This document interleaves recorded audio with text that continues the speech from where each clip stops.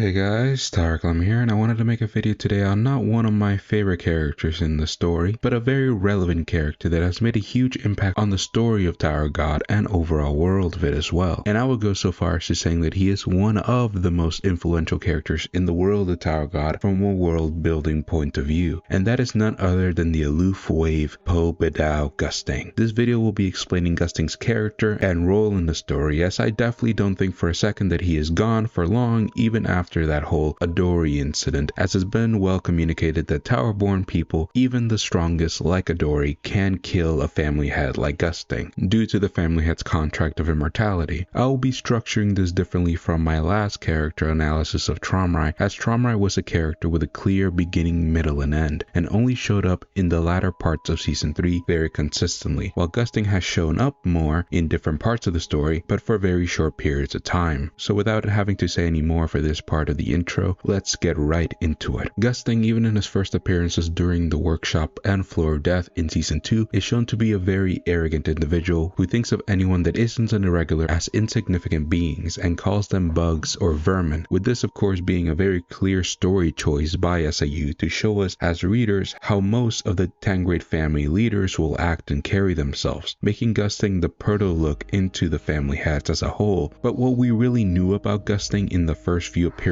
wasn't that much, all things considered. An interesting point we kinda knew about though from SIU's blog post about Gustang is that he is very active in the tower and one of the most known family heads by their family, this being perfectly highlighted and contrasted with Lopo Bia Tromrai, who is the complete opposite, where even higher ranking members of his family haven't even seen him for their entire lives, which of course is a much bigger time if you're talking about the tower. But the Po Bidau family in particular has customs that make Gustang be there, like the book readings that he hosts, making the view of him to the general family as somebody who has an omniscient level of intellect. The first real clues we get about his true personality come out when the tiny amount of power from the real King Jihad appears on the hidden floor to kill Bomb. Gustang directly showed hostility towards Jihad when the treasure-eating stingray stole Jihad's bracelet from the king's hands. Jihad also instantly recognized that Gustang was the mastermind of the incident, and this caused Jihad to declare hostility against Gustang and his entire family. Gustang of course knew that Jihad would label him as a traitor who betrayed him and his empire, but Gustang appeared to be fully prepared for the war against Jihad, although we see later during the story that Gustang has to make a big show to make the rest of his family to be okay with the war via the fact that the members of the Lopobia family were on their battleship. But this is where we leave Gustang off in the end of Season 2, kind of as a cliffhanger to the overall story. Going into Season 3, now we can go more into Gustang's actual character. The first thing we have to know is that Gustang is fully aware that his actions would risk his family's safety, but he doesn't seem to bother with it at all, with even moments that may seem like real care, like ensuring to gather as many members of the Po Bidau family as he could into his battleship and travel with them to ensure their safety. It's implied later that it was purely due to him needing them to further his own plans and agenda, not out of actual care for any of them. This detachment toward the members of the Po Bidau family could possibly and very likely stem from the fact that they are not Gustang's actual children or descendants, but rather creations and descendants of his creations who were made from his power, as unlike his other family members, Gustang has instead showcased genuine love towards Anne Jihad, his only biological child with Eurasia Blossom, being angered as he talked about her in front of Tromrai and admitted part of what motivated him to break away from the rest of his friends and war with them was due to Jihad sealing away Anne in the first place. I have heard the take in the community that not many people like the actual non-biological children side of Gustang's whole story, but I think it makes a lot of sense for his character overall, as Gustang himself also deeply loves his ex-wife and has notably not married nor had any more biological children after separating with her, as Tiara revealed to us, which I believe further enhances Gustang's character in a way that makes him very unique, taking away all the book people and creation stuff like that. I think as a general note in characterization towards Gustang, it's a very simple but very effective way to show us his actual love for her without actually having to fully tell us that he loves her, just out in the open. And also this level of current day Gustang's detachment leads perfectly into the next real aspect of Gustang's character that SIU really really wanted to show us, and that is that while Gusting is considered this revolutionary when it comes to his research of Shinsu and general sciences of the tower, he is regarded by many characters in the story and even himself as a psychopath. The word psychopath, like any other word, can have multiple meanings depending on context, but the most general thing that it means is a person affected by a chronic mental order with abnormal or violent social behavior, which is very interesting because at first glance this doesn't seem like Gusting at all, but in truth he's very quick to anger and just blowing things up if he has no use for them, like how we saw in his conversation with Enkidu. And even in that situation he did have a use for him, but still chose to almost kill him. I wanted to point out this part of Gusting's character out, as it's always been a really interesting deconstruction to me on what seemed to be Gusting's cool and unbothered archetype. With Gusting seeming stable could also be due to him using aspects of himself in his main head librarian creations. And although we have been talking about Gusting's detachment, he appears to harbor no ill will towards Arlen Grace, despite having been forced to engage and oppose her during the Great War, openly and confidently holding her in high regard for getting along with everyone so easily, even somebody like him. But unlike Arlen, Gusting seemed to dislike his fellow companion V, saying that in his own words he was the worst person he had ever met. I have heard some arguments that he was just joking around, as in the past he seemed pretty annoyed by V's actions, but I personally think this dialogue comes from the fact that Gusting had erased his memories many times, and the fact that due to those missing memories he thinks V is the one who ordered Enkidu to kill Amasu in that moment. As we know, that is one of the main reasons the Great War even became such a big deal in the first place. But in present day we clearly see one of Gusting's true main goals that fuel him by his own admission is that Gusting had become increasingly disillusioned with his friendship between him and the family heads,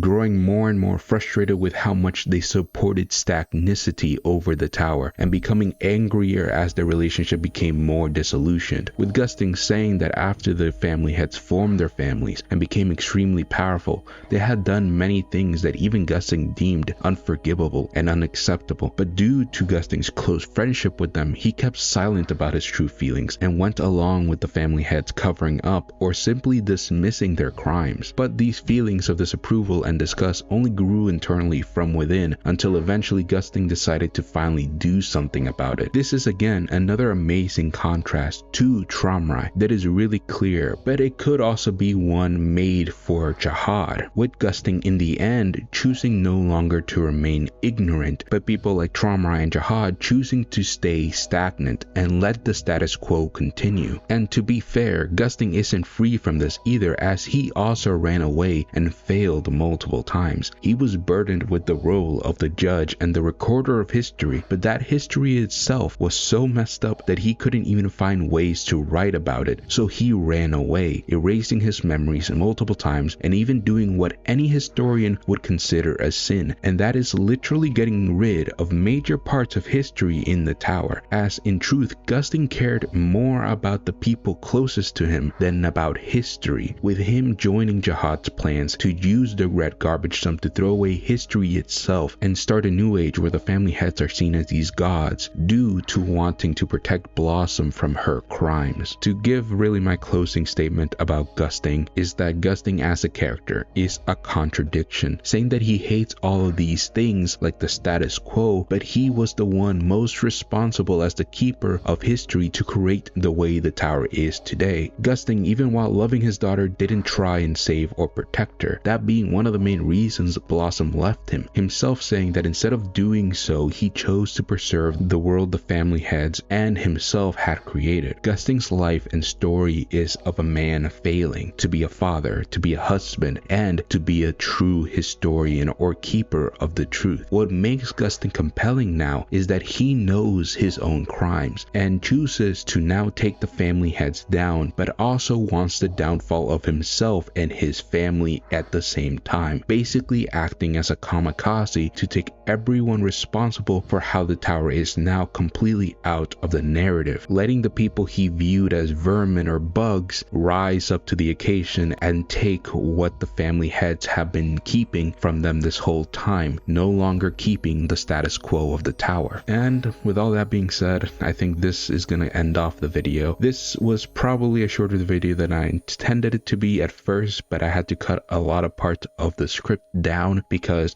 I felt like they were just repeating things, and I just kind of wanted to make this video more streamlined overall. And remember, if you guys want to see more of these types of videos, go ahead and leave them in the comments, and also tell me what other characters you would love to see me do a character analysis on. So yeah, with all that being said, remember, I'm always going to be here to give you guys the truth, and if the truth isn't always explained, I'm always going to be here to give you guys my opinion on the truth. Have a wonderful day, guys. Bye.